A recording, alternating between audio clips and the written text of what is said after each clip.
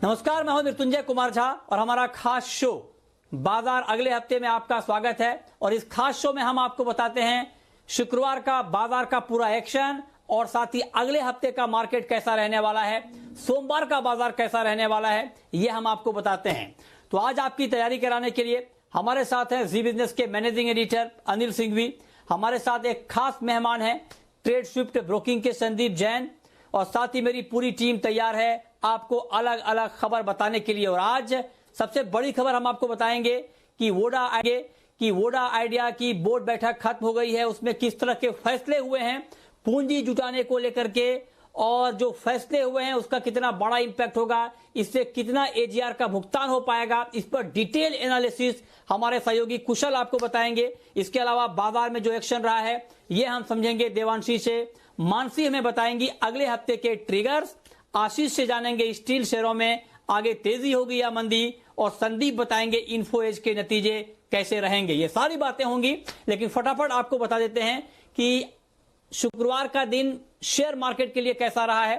तो हफ्ते का आखिरी दिन बाजार गिरावट का शिकार हुआ, चौतरफा बिकवाली मार्केट में देखने को मिली, और गुरुवार को अमेरिकी बाजारों में आई भारी गिरावट का इंपैक्ट भारतीय बाजारों पर भी देखने को मिला, और भारतीय बाजार भारी कमजोरी के साथ खुले। पूरे दिन मार्केट पर बिकवाली हावी रही, और कोरोना के बढ़ते मामलों ने भी बाजार की चिंता बढ़ाई, और चीन सीमा पर जारी तनाव का भी बाजार पर असर दिखा।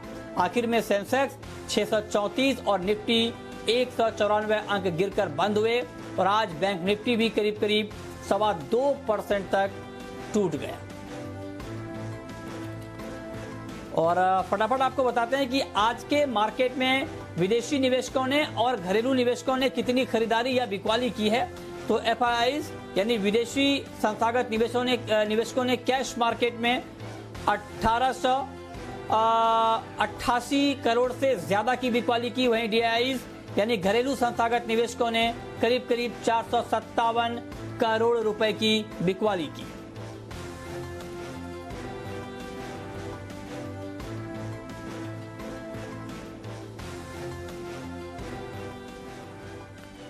चलिए, और सबसे पहले इस वक्त बात करने जा रहे हैं एक बड़ी खबर की।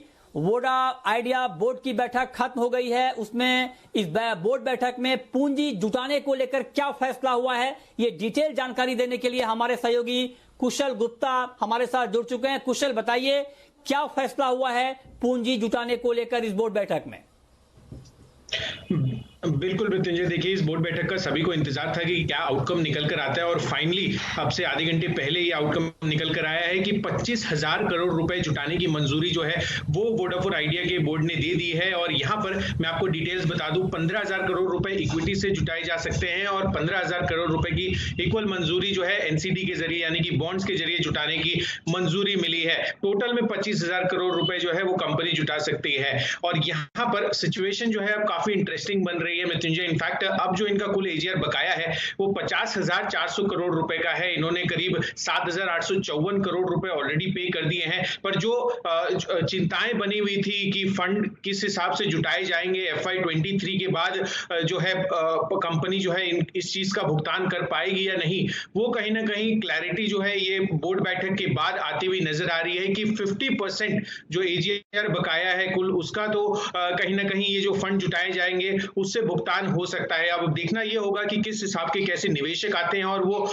कब तक जो है ऑनबोर्ड किए जा सकते हैं। बहरहाल मैं आपको बता दूं कि एजीआर बकाया मामले पर सुप्रीम कोर्ट का जो फैसला आया था वो है कि अगले 10 सालों तक जो है इनको ये बकाया चुकाने की अनुमति मिल गई है, तो वो एक रिलैक्सेशन है। और अब आज की जो बोर्ड बैठक में ये फैसला निकल कर आया है 25,000 करोड़ रुपए की पूंजी जुटाने का, वो अपने आप में काफी सिग्निफिकेंट जो है कंपनी के रिवाइवल में हेल्प कर सकता है। इनफैक्ट यहाँ पर अगर आप इनको और एडिशनल फाइनेंशियल बूस्टअप देखें तो जो इंडस टावर की डील हुई थी 2 दिन पहले, उसमें भी इनको 4,000 करोड़ रुपए मिलते हुए दिखेंगे, और 31 मार्च 2020 तक इनकी जो कैश ऑन बुक्स थी वो भी करीब 2600-2700 करोड़ रुपए की थी। तो नेट देखेंगे तो कहीं ना कहीं ये जो बोर्ड बैठक हुई है इससे काफी ज्यादा फायदा और इनको जो सपोर्ट है एजीआर बकाया को चुकाने में वो मिलता हुआ नजर आएगा।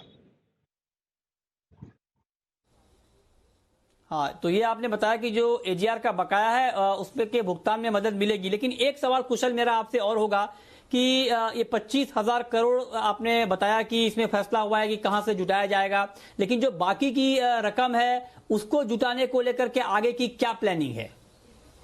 देखिए, यहाँ पर जिस हिसाब का सिनेरियो बन रहा है, आगे की जो प्लानिंग, अगर आप पर्टिकुलरली बात करें कि 25,000 करोड़ रुपए और एडिशनल कहाँ से आएंगे, वो इनके ऑपरेशन से ही आने हैं। और जेफरीज का मैं नोट पढ़ रहा था जिसमें ये कह रहे थे कि जो इनका सालाना EBITDA है वो इनको 2 गुना करना पड़ेगा अगर इनको इस हिसाब का अमाउंट जो है पे करना है आफ्टर FY23, क्योंकि FY22 तक तो इनके पास पर्याप्त ऑलरेडी पूंजी थी। जब ये बोर्ड बैठक का फैसला नहीं आया था तब तक भी हम ये बात कर रहे थे, इनफैक्ट आज सुबह भी जो है इस चीज पर चर्चा हुई थी। और इसमें ये चीज अब क्लियर हो गई है कि कहीं ना कहीं 25,000 करोड़ रुपए की जो पूंजी जुटाई जाएगी उससे तो एक सपोर्ट मिलेगा ही, साथ ही इनको जो अपना आरपू है उसको बढ़ाना बहुत सिग्निफिकेंटली पड़ेगा। तो उस वजह से इनके जो टैरिफ्स है वो भी बढ़ेंगे। और ये एक चिंता है कि इनके जो सब्सक्राइबर काउंट्स है जो Q1 FY20 यानी कि पिछले साल की पहली तिमाही से घटते हुए जो लगातार नजर आ रहे हैं, अब देखना होगा कि ये सब्सक्राइबर काउंट को कितना घटने में रोक सकते हैं। इस पूंजी सपोर्ट से इस चीज का कितना फायदा होता है, क्योंकि कंपैरेटिवली अब इनको उतना ज्यादा टैरिफ नहीं बढ़ाना पड़ेगा जितना पहले एक्सपेक्टेशंस की जा रही थी इस बोर्ड बैठक के पहले। हाँ, ये कुशल ने कंज्यूमर के लिहाज से अच्छी बात बताई है कि टैरिफ बहुत ज्यादा नहीं बढ़ाना पड़ेगा। मतलब आपका जो मोबाइल का बिल है, जो टैरिफ बढ़ने की आशंका जताई गई थी इस फैसले के बाद कि जब AGR का भुगतान करना पड़ेगा इन टेलीकॉम कंपनियों को, तो हो सकता है कि इसका बोझ कंज्यूमर पर भी डाला जाए और इसका असर आपके मोबाइल बिल पर दिखे। तो जो कुशल कह रहे हैं कि अब टैरिफ उतना ज्यादा वोडा आइडिया को नहीं बढ़ाना पड़ेगा, ये बहुत महत्वपूर्ण खबर। चलिए आगे बढ़ते हैं। अब आपको बताते हैं कि शुक्रवार के मार्केट में जो तेज गिरावट आई, इसमें कौन कौन से ऐसे सेक्टर रहे जहां पर बड़ा एक्शन का माहौल रहा और किन खबरों के दम पर रहा, ये बताने के लिए देवांशी हमारे साथ मौजूद हैं। देवांशी, बताइए। हफ्ते के आखिरी ट्रेडिंग सेशन में आज जमकर बिकवाली हावी होती हुई देखी। ग्लोबल मार्केट से भी जो क्यूज थे वो नेगेटिव थे और इसके चलते भी आज बाजार लाल निशान के साथ ट्रेड करता हुआ देखा। लेकिन आप देखिए, सारे इंडाइसेस आज लाल निशान के साथ ट्रेड करते हुए दिखे, लेकिन सबसे ज्यादा जो बिकवाली हावी हुई वो बैंक निफ्टी पर होती हुई दिखी। ओवरऑल बैंक्स में आप देखिए जमकर बिकवाली हावी होती हुई दिखी है। आज अगर आप देखें वायदा बाजार में जहां पे फ्रेश शॉर्ट्स बनते हुए दिखे, तो भारतीय इंफ्राटेल में फ्रेश शॉर्ट्स बने, ITC, Ambuja cement, bank of Baroda, ये कुछ स्टॉक्स थे जहां पे आज जमकर गिरावट आती हुई दिखी और फ्रेश शॉर्ट्स बनते हुए दिखे हैं। साथ ही कुछ चुनिंदा स्टॉक्स थे जहां पे आज खरीदारी आती हुई दिखी, जैसे कि मारुति, अशोक लेलैंड और सन टीवी, ये स्टॉक्स में थोड़े से गेन्स आते हुए दिखे, लॉन्ग्स बनते हुए दिखे आज वायदा बाजार में।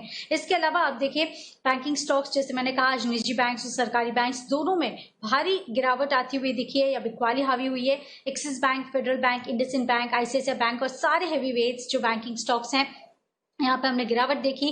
साथ ही सरकारी बैंक्स में SBI, bank of India, Canara bank, PNB, ये कुछ स्टॉक्स थे जहां पे हमने सबसे ज्यादा गिरावट देखी है। रियल एस्टेट, ये स्टॉक्स भी आप देखिए यहाँ पे जमकर बिकवाली हावी होती हुई दिखे। DLF, Godrej property, Sobha, Prestige, ये स्टॉक्स लाल निशान के साथ ट्रेड करते हुए। और मेटल स्टॉक्स, क्योंकि ग्लोबल मार्केट से क्यूज नेगेटिव थे, इसके चलते भी हमने देखा Jindal steel, Tata steel, SAIL, NMDC में 4 से 5% तक की गिरावट के साथ ट्रेड होता हुआ दिखा है। लेकिन ऐसे वीक बाजार में भी हमने देखा चुनिंदा स्टॉक्स जहां पे आज खरीदारी के साथ ट्रेड होता हुआ दिखा। सबसे पहले IFP इंडस्ट्रीज, जो आपको सुबह ट्रेडर्स डायरी में रिकमेंड किया गया था। इसके अलावा Jubilant life, AstraZeneca, granules, blue dart, Oracle finance, ये कुछ नाम है जहां पे आज हरे निशान के साथ ट्रेड होता हुआ दिखा। लेकिन अगर आप ओवरऑल ब्रॉडर मार्केट्स में देखें, आज सेंटिमेंट्स काफी वीक थे और बिकवाली हावी होती हुई दिखी है।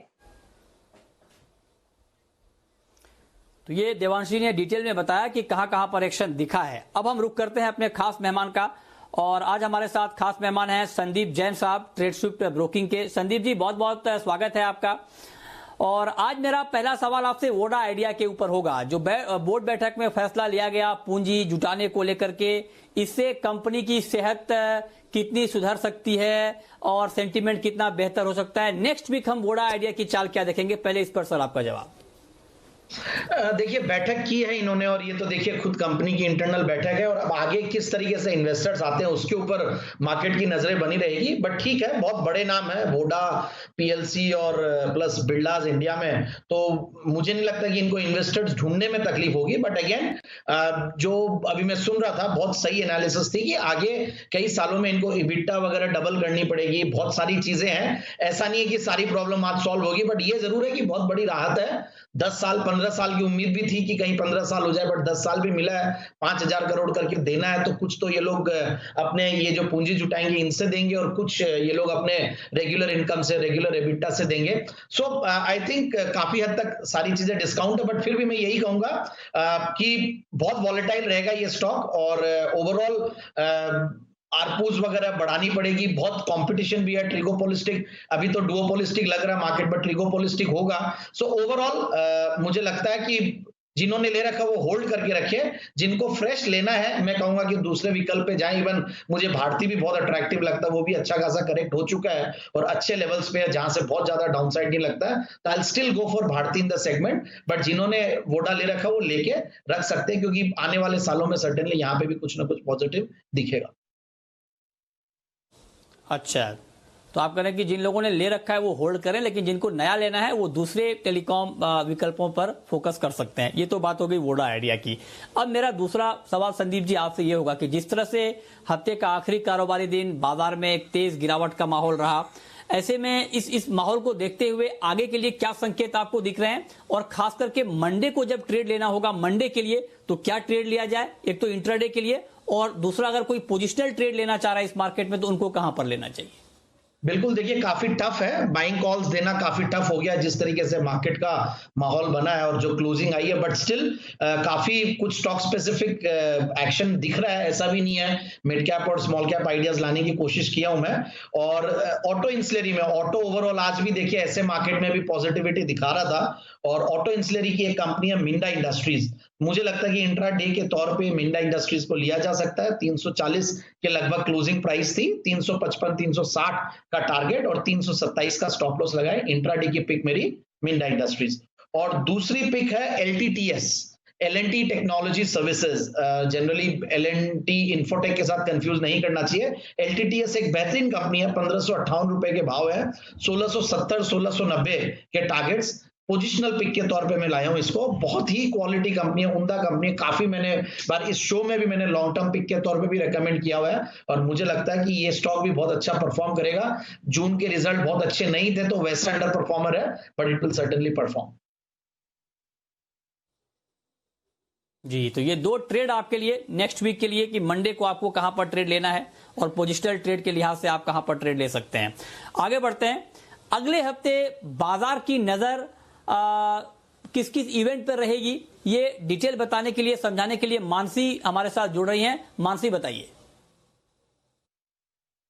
जी बिल्कुल, कई सारे ट्रिगर्स हैं जो कि आने वाले हफ्ते में अहम रहेंगे, जिस पर नजर रखनी होगी। सबसे पहले अहम नतीजों की अगर बात करें, Info Edge, BHEL, SAIL, HAL, IRCTC जैसी कंपनियों के नतीजे आने वाले हफ्ते में आएंगे। साथ ही 7 सितंबर के दिन यानी कि सोमवार के दिन यूएस के बाजार लेबर डे के चलते बंद रहने वाले हैं। इसी दिन बैंक निफ्टी की रिस्ट्रक्चरिंग के बदलाव जो है वो लागू होते हुए दिखेंगे। हैप्पीएस्ट माइंड्स टेक्नोलॉजीज का IPO जो है 7 सितंबर यानी कि सोमवार को खुल जाएगा। EIH लिमिटेड की राइस शेयर जारी करने पर एक बोर्ड बैठक होने जा रही है। 8 सितंबर की अगर मैं बात करूं, मिंडा इंडस्ट्रीज का राइट्स इश्यू इस दिन बंद होने जा रहा है। 9 सितंबर हैप्पीएस्ट माइंड्स टेक्नोलॉजीज का IPO बंद होगा। इसी दिन रूट मोबाइल का IPO खुलने जा रहा है। दिल्ली में ट्रायल बेसिस पर 9 सितंबर से ही बार और पब खोलने जाएंगे। आपको बता दें 9 से 30 सितंबर तक ट्रायल बेसिस तक के लिए बार और पब को खोलने की अनुमति मिली है। 10 सितंबर के दिन लोन मोरेटोरियम मामले में सुप्रीम कोर्ट में 10 सितंबर को अगली सुनवाई होने जा रही है। TD सैट में ट्राई वर्सेस वोडाफोन आइडिया मामले पर अगली सुनवाई इसी दिन होगी। वहीं ब्याज दरों पर ECB का फैसला भी 10 सितंबर को आता दिखेगा। 11 सितंबर जुलाई IIP के आंकड़े आएंगे इस दिन, और साथ ही रूट मोबाइल का IPO जो है वो बंद हो जाएगा। तो ये अगले हफ्ते के ट्रिगर्स। लेकिन अब आपको बताने जा रहे हैं कि स्टील शेयरों में तेजी मंदी के क्या क्या तर्क दिए जा रहे हैं। बुल वर्सेस बियर किस तरह से यहां पर रिसर्च है इसको लेकर के, ये रिसर्च बताने के लिए आशीष हमारे साथ जुड़ रहे हैं। बताइए आशीष। देखिए, हम आपको पहले ना तेजी के तर्क बताते हैं। सबसे पहले आप देखिए जो कीमतों का ट्रेंड है वो काफ़ी बढ़िया देखने को मिल रहा है। अगस्त में 700 से 800 रुपये प्रति टन की बढ़ोतरी हुई। जुलाई में भी अगर आप देखें तो वहाँ पर भी कीमतें बढ़ती हुई नजर आई थी और सितंबर में अगर आप देखें तो कुछ कंपनीज ने कीमतें बढ़ाई हैं और बाकी सारी एक्सपेक्टेड है कि करीब 2000 से 3000 रुपये प्रति टन कीमतों में बढ़ोतरी हो।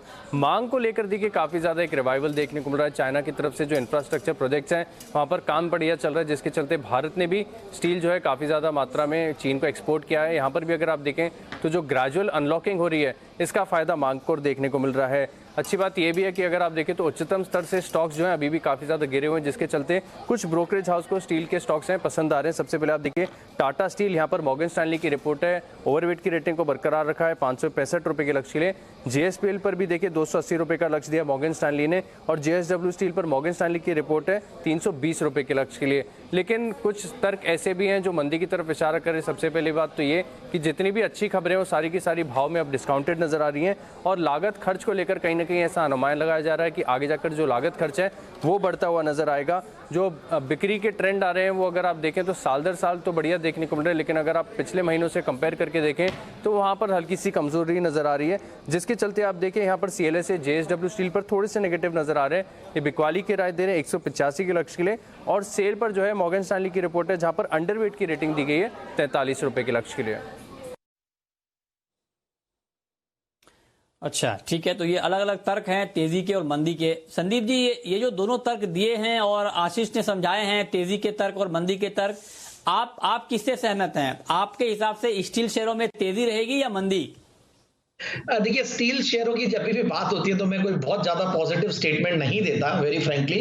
रीजन बीइंग देखिए मुझे इन कंपनियों की बैलेंस शीट्स को देख के बहुत डर लगता है, पर्टिकुलरली टाटा स्टील हो या जेएसपीएल हो। एक मैंने थोड़ा बहुत अगर इन तीनों कंपनियों में अगर बात करें तो मैं जेएसडब्ल्यू स्टील को फिर भी थोड़ा रिकमेंड किया हुआ हूं, बट ओवरऑल सिक्लिकल सेक्टर है, बहुत बड़ी कोई लॉन्ग टर्म इन्वेस्टिंग की बात करें तो वैसा कोई ये सेक्टर मुझे बहुत अट्रैक्टिव लगता नहीं है। शॉर्ट टर्म ट्रेडिंग के हिसाब से और ये एफएनओ के स्टॉक्स है, ऑप्शंस के साथ प्ले करते हुए काम करे, कवर्ड कॉल स्ट्रेटेजीज करे तब तो सही है। बट ओवरऑल इस सेक्टर में से मैंने पिछले कुछ दिनों में भले वो एसपीएल मिड कैप हो या फिर आपके जैन साहब के जेम्स, इन सेगमेंट्स में मैंने स्पेशलाइज्ड जो मेटल्स की जो कंपनियां उनके बारे में जिक्र किया हुआ है, जैसे कि रत्नामणि मेटल्स एंड ट्यूब्स एक बेहतरीन कंपनी है, वहां पे ध्यान दिया जा सकता है। माइथन एलॉयज है जो कि बहुत बढ़िया कंपनी लग रही है मुझे, टिन प्लेट है वो भी अच्छी है। तो ये तीन कंपनियां वैसे, और कुछ माइनिंग की कंपनी जैसे कि एनएमडीसी और मॉइल, ये दो। तो अगर मेटल्स और माइनिंग और इन सब को देखते हैं तो ये 5-6 कंपनियां जिन पे मेरा फोकस बना रहता है। तो कुछ भी चीजें पॉजिटिव होती है इंडस्ट्री में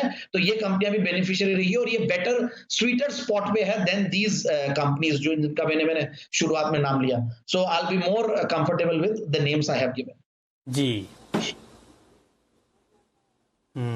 ठीक है, तो ये आ रहा है आपकी स्टील शेयरों पर।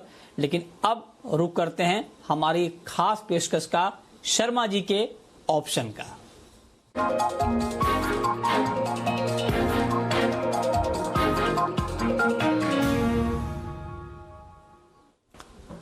और ऑप्शन का ये ट्रेड बताने के लिए हमारे साथ एचडीएफसी सिक्योरिटीज के वीके शर्मा जी जुड़ चुके हैं। सर बहुत बहुत स्वागत है आपका कार्यक्रम में। बताइए सर, सोमवार का बाजार जब खुलेगा तो ऑप्शन में कहां पर ट्रेड लेना ठीक रहेगा? जी नमस्ते मृत्युंजय, आपको और आपके सभी दर्शकों को मेरा ये कहना कि आपके जो दर्शक हैं बहुत ही समझदार हैं और वो सबसे पहला काम ये करेंगे कि अंतर्राष्ट्रीय बाजार कहाँ खुलते हैं, कहाँ एशिया बाजार किस तरह से खुलते हैं वहाँ पे नजर रहेगी और सुबह सुबह अनिल जी क्या कहते हैं उसके ऊपर फिर ये पोजीशन बनाएंगे। तो देखिए आज जो मैं बोल रहा हूँ और मंडे तक काफी हद तक उसके अंदर चेंजेस हो सकते हैं इंटरनेशनल लेवल के हिसाब से, पर फिर भी मेरी ये सलाह इस वक्त आप अगर बेरिश व्यू अपनाएंगे तो वो किसी में स्ट्रेटजी में आपको पुट उट लेने की आवश्यकता नहीं है। जिस स्टॉक में आपको प्रॉफिट हो उसको बुक कर लीजिए। 10% शॉर्ट टर्म और 10% लॉन्ग टर्म और 15% शॉर्ट टर्म में कोई बहुत बड़ा डिफरेंस नहीं है, तो वो करके चलिए, फालतू का झंझट मत कीजिए। लेकिन फिर भी अगर किसी को लॉन्ग कुछ करना हो तो मैं मानता हूँ कि जो स्टॉक आईटी के अंदर विप्रो जिसकी री रेटिंग हुई है इस क्वार्टरली नतीजों के बाद, मैं समझता हूँ कि इसके अंदर तेजी बरकरार रह सकती है और अगर नहीं भी रहे तो उसको नीचे लिया जा सकता है। तो जैसे सितंबर की 280 की कॉल विप्रो की जो 8 रुपए 5 पैसे पे क्लोज हुई है आज, उसको मैं सलाह दे रहा हूँ कि 7 रुपए 25 पैसे पे ली जाए, नीचे आएगा तब आप लीजिए। स्टॉप लॉस रखिए 5 रुपए और टारगेट रहेगा 11 रुपए का। तो आवश्यक नहीं कि आपको रोजाना कुछ ना कुछ करना पड़े, समय के हिसाब से आप अपना ड्राइविंग करते रहिए। जैसे सकड़ी जगह होती है तो आप धीरे चलते हैं, और सड़क खुली होती है तो फर्राटे से चलते हैं, वही थोड़ा स्टॉक ऑप्शन में भी आप उसी हिसाब से काम करें। Have a nice weekend. जय हिंद मृत्युंजय। आगे बढ़ते हैं। सोमवार को इन्फो एज के नतीजे आएंगे, क्या अनुमान है नतीजों को लेकर, ये बताने के लिए संदीप हमारे साथ जुड़ रहे हैं। संदीप बताइए। देखिए, पहली तिमाही की जहां तक बात है तो इन्फो एज के नंबर्स तो कमजोर रहेंगे। स्टैंडअलोन कारोबार की अगर आप बात करें, इनकी आय 31% गिरेगी, कामकाजी मुनाफे 57% का ड्रॉप देखने को मिलेगा। मार्जिन जो कि 30% के आसपास के वो घटकर 18.5% के आसपास आ जाएंगे, और मुनाफे में आप देखिए 11% के आसपास का ड्रॉप आएगा। पिछले साल का बेस छोटा है क्योंकि एक एक्सेप्शनल लॉस था 37 करोड़ का, अगर आप उसको एडजस्ट करें तो मुनाफे में आपको 50% से ज्यादा का ड्रॉप आएगा। मैं आपको कारण बताता हूं। पहली बात तो हायरिंग और रियल एस्टेट कारोबार यहां पे इस बार कमजोरी देखने को मिलेगी, जिसका नतीजों पे साफ तौर पे आपको असर नजर आएगा। कलेक्शन में हो सकता है 22 से 31% तक की जो गिरावट है वो इस बार आती हुई दिखे, जिससे ओवरऑल जो मार्जिन प्रोफाइल है वो भी कहीं ना कहीं वीक होता हुआ दिखेगा, और जो नेगेटिव ऑपरेटिंग लिवरेज है उससे मार्जिन के ऊपर ज्यादा दबाव की जो आशंका है। जो 30% वाले मार्जिन है इसीलिए घटकर 20% के भी नीचे आते हुए दिखेंगे। कुछ अगर पॉजिटिव या तो फिर कमेंट्री की बात करें तो जोमेटो जो इनका कारोबार है, जहां पे इनका 25% स्टेक है, वहां पे ये पैसा जुटा भी रहे हैं। वहां पे जो कारोबार है और फंड रेजिंग को लेके क्या कमेंट्री आती है मैनेजमेंट की, ये सुनना बहुत इंपॉर्टेंट होगा। लेकिन ओवरऑल देखा जाए जो नंबर्स हैं तिमाही दर तिमाही कमजोर रहने की आशंका है। ठीक है, तो ये अनुमान इन्फो एज के नतीजों का। लेकिन अब संदीप जी, मैं आपसे एक सवाल पूछना चाहता हूं सर, इस तरह के वोलेटाइल मार्केट में लंबे समय के लिए निवेश की कोई गुंजाइश है, और अगर हां तो कहां पर इन्वेस्टमेंट करना चाहिए? बिल्कुल, देखिए मृत्युंजय जी, गुंजाइश तो रहती है, और जब करेक्शन आता है तो कोशिश यही करते हैं कि अच्छी पिक्स देने की कोशिश करते हैं, और लॉन्ग टर्म पिक के तौर पे, और थोड़ा देखिए डिफेंसिव साइड में जाएं, और बहुत अच्छी ब्रांड्स और स्ट्रॉन्ग पेडिग्री वाली कंपनियों पे ही भरोसा करना चाहिए। और वैसी एक कंपनी है Whirlpool of India limited. Whirlpool एक नामचीना ब्रांड है और होम अप्लायंसेस की एक बहुत बड़ी ब्रांड है, और in fact refrigerators, washing machines, air conditioners, microwave ओवन्स, small appliances, ये सब में कैटर करती है। और सबसे बढ़िया बात है इस बार मुझे जो भारत की थीम है, रूरल इंडिया की थीम है, उसमें इस कंपनी पे बहुत भरोसा आता है। और जिस तरीके से रूरल इनकम बढ़ रही है या फिर जो एग्रीकल्चर जीडीपी बढ़ रही है, तो इन टाइप की कंपनियों को और भी फायदा होगा। तो ओवरऑल मुझे लगता है एक जीरो डेट कंपनी है, और एक कंसोलिडेटेड है। चार्ट्स पे अगर आप देखें तो बहुत ज्यादा कोई परफॉर्मेंस नहीं है, पिछले कुछ दिनों से एक लेवल पे एक अच्छा बेस बना रही है, तो उससे भी डाउनसाइड रिस्क बहुत कम लगती है।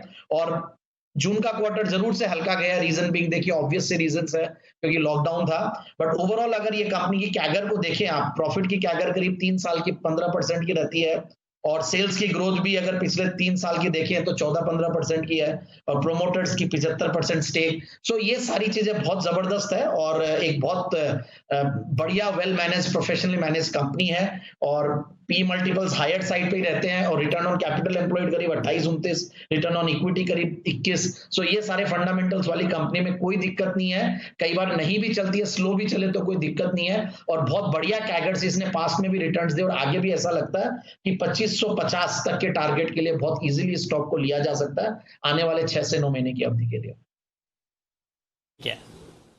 जी, तो 6 से 9 महीने में 2550 तक का टारगेट आपको दिख सकता है। तो ये लंबे समय का निवेश। लेकिन मंडे के मार्केट के लिए हम आपको बताने जा रहे हैं ऑप्शन का एक और ट्रेड, और ये ट्रेड आपको बता रहे हैं एक्सिस सिक्योरिटीज के राजेश पालविया। राजेश जी, बहुत बहुत स्वागत है आपका। बताइए सर, आपके हिसाब से मंडे को ऑप्शन में कहां पर ट्रेड लिया जाए? गुड इवनिंग मृत्युंजय जी। देखिए, आज जिस तरीके से सेल ऑफ हायर साइड से देखने को मिला, और 11,400 के लेवल के आज नीचे हम बंद हुए, और जिस तरीके का डेटा बन गया है, ये दर्शाता है कि यहाँ से और थोड़ा सा वीकनेस यहाँ से मार्केट में एक्सटेंड होते हुए दिखना चाहिए। तो 11,280, 11,250 तक भी मुझे लगता है कि शायद मार्केट मंडे के सेशन में करेक्ट होता हुआ मिले। तो अब इस ट्रेड को प्ले करने के लिए हम 11,300 का पुट ऑप्शन बाय करने की सलाह देंगे, जो कि करीब 83 रुपीज के आसपास क्लोज हुआ। इसमें 55 का स्टॉप लॉस रख लें, और 115 से 120 तक के टारगेट हमें लगता है इस पुट में देखने को मिलेंगे। तो सेलिंग और एक्सटेंड होते हुए दिखना चाहिए मंडे में और 11,280 11,250 तक निफ्टी में करेक्शन और एक्सटेंड होता हुआ दिखता है, इसलिए पुट बाय करके हम इस ट्रेड को इनिशिएट करेंगे निफ्टी में। ऑन द कॉन्ट्ररी अगर मैं स्टॉक की बात करूं तो देखें तो आज के सेशन में भी और पिछले 2-3 सेशन से टीसीएस में एक अच्छा बाइंग इंटरेस्ट देखने को मिला, और जिस तरीके से टीसीएस का स्टॉक प्लेस्ड है, मुझे लगता है टीसीएस में एक बाइंग साइड का ट्रेड इनिशिएट किया जा सकता है मंडे के सेशन में। अगर ओपनिंग में इसको एक थोड़ा सा रिव्यू कर लें और 2275 का लेवल अगर मंडे ओपनिंग के बाद नहीं तोड़ता है तो ये एक ट्रेड है लॉन्ग साइड का टीसीएस का। हमें लगता है इसमें 2350 तक के अपसाइड आते हुए दिखना चाहिए। तो आईटी स्टॉक्स में से टीसीएस काफी अट्रैक्टिव लग रहा है, तो ये निफ्टी के सामने, निफ्टी तो हम शॉर्ट का व्यू है लेकिन टीसीएस में एक आउट परफॉर्मेंस देखने को मिल सकता है, इसलिए टीसीएस में लॉन्ग करने की सलाह देंगे मंडे के सेशन में। जी बहुत शुक्रिया राजेश जी आपका, संदीप जी आपका, और साथ ही मेरी पूरी टीम का बताने के लिए कि आज मार्केट कैसा रहा, कौन कौन सी बड़ी खबरें रही, उसका क्या इंपैक्ट हुआ, और अगले हफ्ते का बाजार और खास करके मंडे का मार्केट कैसा रहने वाला है ये बताने के लिए।